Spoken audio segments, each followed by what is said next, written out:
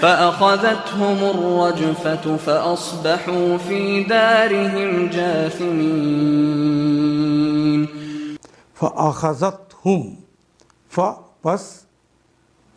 پس اخذت پکڑ لیا، لے لیا، ہم ان سب کو، تو پکڑ لیا ان کو، رجفتن، رے جیم فا سے یہ کلمہ نکلے گا. ہماری زبان میں یہ استعمال نہیں ہونے والا کلمہ، باقی تو ہماری زبان میں استعمال ہونے والے کلمے ہیں.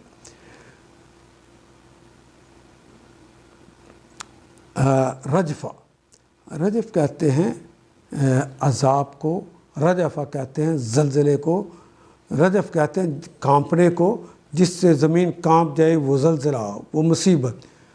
فَأَخَذَتْهُمْ رَجْفَةُ، تو ان کو ایک مصیبت نے پکڑ لیا.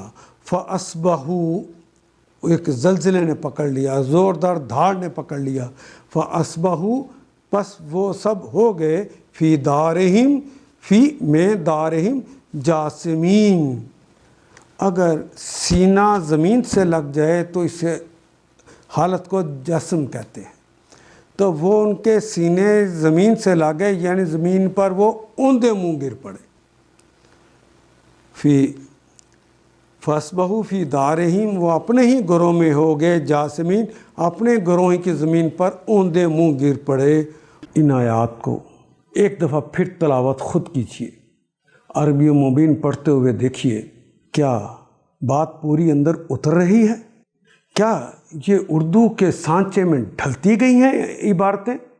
اگر بات سمجھ آنی شروع ہو گئی تو الحمدللہ یہی ہمارا ہدف ہے، اور یہ ہدف پورا ہو گیا. اللہ میرا اور آپ کا حامی و ناصر. الف لام